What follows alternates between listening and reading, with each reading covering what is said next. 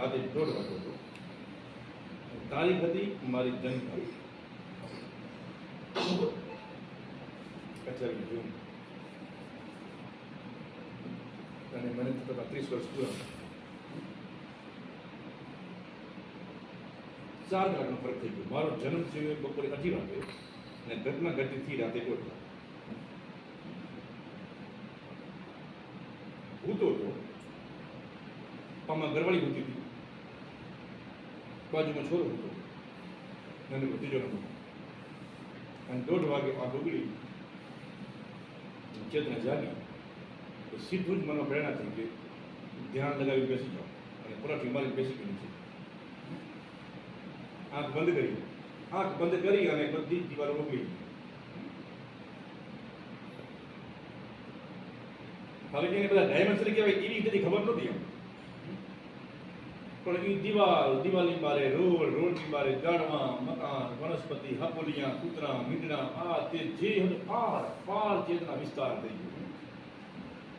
પ્રકાશ એટલે તમામ સ્થૂળ સૂક્ષ્મ બધા જ શરીરોને ડાયમેન્શનને ભેદીને લાઈટ પ્રસરી ગઈ. અંદરથી ઓમકારનો ધ્વનિ ચાલુ થયો અને 2 જ વખત બોલાવો. જેવો અંદર ઓમકારનો ધ્વનિ બોલાવો આખું બ્રહ્માંડ કંપાયમાન થઈ ગયું, ભાગીને ઊભું થઈ ગયું. 2 વખત બોલાણું બધું જ હલી ગયું. ત્રીજી વખત મેં મારી જાતને રોકી. હવે ત્રીજી વખત જો ઓમકાર બોલાણો તો આખું બ્રહ્માંડ ભાગીને ડિસ્ટર્બ થઈ જશે.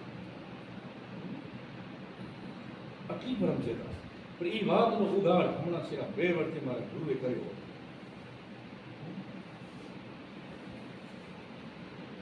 કે ઓમકાર જ્યારે પ્રગટ થાય ત્યારે એને એક જ વખત બોલાય, અને જો 3 વખત જો બોલાય તો પ્રલય આવે. શું આવે? પ્રલય. તો નાદ જેવો કોઈ પ્રલય નથી. નાદ જેવો કોઈ પ્રલય નથી. તમારી પણ એ સત્તા.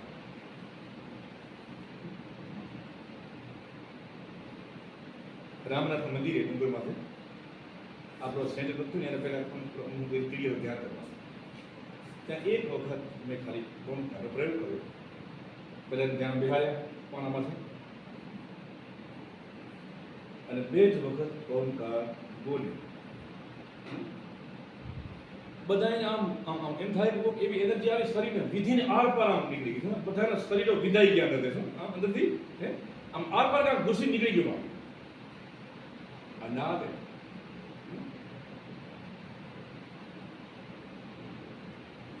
જો 4-5 વખત બોલી જાય ને તો શરીર વિખાવાનું. શરીર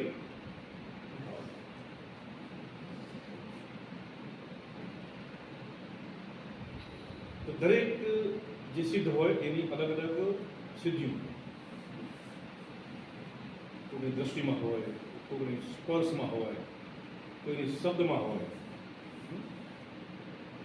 અલગ અલગ એની કેટેગરી, અલગ અલગ એની તાસીર.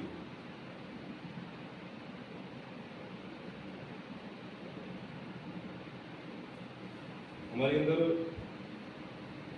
शब्द है એટલે અમુક લોકોને મેં કહી કે તમે ગમે એવા ટેન્શનમાં માથું ખરાબ થઈ ગયું હોય, કોઈ પણ રેન્ડમલી વિડીયો યુટ્યુબમાં ઓપન કરી અને 4 શબ્દ સાંભળી દેવા, વિષય ગમે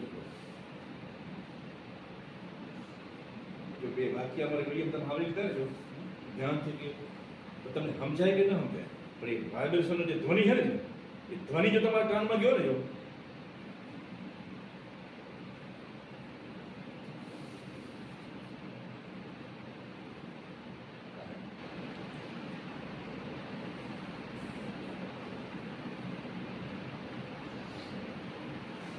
ધ્વનિનું પ્રકાશમાં રૂપાંતર કરવાનું બાકી છે.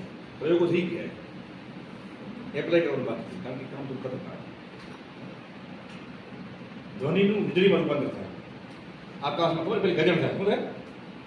ધડાકો થાય, ધ્રુમ, અને પછી એમાંથી વિસ્ફોટ થઈ ચમકારો થાય ને વીજળીનો,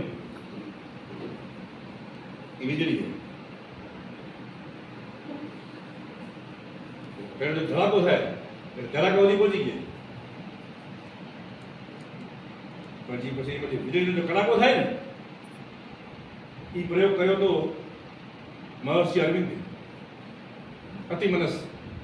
અતિમનસની સાધના કરી હતી. એમાં ઘણા બધા સાધકોના શરીરને બચાવવા માટે એ પોતાનું ગુરુનું શરીર છોડી દેવું પડ્યું. એટલે મહાવિસ્ફોટ થયો એનર્જીનો. બ્રહ્માંડમાંથી આખી વીજળી જે છે ને જે એકત્રિત થઈ ગઈ અને 40 જણા કરતા એની ઉપર આમ ત્રાટકી વીજળી આખી. તો એના શિષ્યને બચાવવા માટે એ વીજળી આખી અને ગુરુએ પોતે એને પોતાના ઉપર લીધી અને કીધું હતું કે એ તોય બેહજો કે જે બધા મરવા માટે તૈયાર હોય. એ પ્રયોગ અર્જુને કૃષ્ણ ભગવાને વિરાટ સ્વરૂપ બતાવ્યું જે મહાભારતમાં. અર્જુન સમક્ષ એ સ્વરૂપ બતાવ્યું તો એના પછી આ પ્રયોગ કોઈ યોગીએ પૃથ્વી પર કર્યો નથી અને મહર્ષિ અરવિંદે કર્યો. ત્યારે એને નક્કી કર્યું કે મનુષ્યના શરીરો એટલા સક્ષમ નથી કે જે વિરાટ શરીરની ચેતનાને એ સક્ષમ ઝીલી શકે. સમય ચેન્જ થઈ ગયો, સમય બદલી ગયો, પૃથ્વી પણ તત્વો અને બધું દૂષિત થઈ ગયું એટલે પણ તો એક વ્યક્તિ છે જે અમારા ગુરુજી છે ને કસબ બાપુ, એને સાધનાઓથી એના શરીરને સક્ષમ બનાવ્યું. એક જ વખતે હજારો જગ્યાએ પ્રગટ થઈ હતી. એક જ સમયે કોઈ પણ ડાયમેન્શનમાં થોડું સૂક્ષ્મ કારણ બધા જ ડાયમેન્શનની અંદર ગમે એ વખતે ગમે એવી જગ્યાએ એક ભેગા પ્રગટ થાય.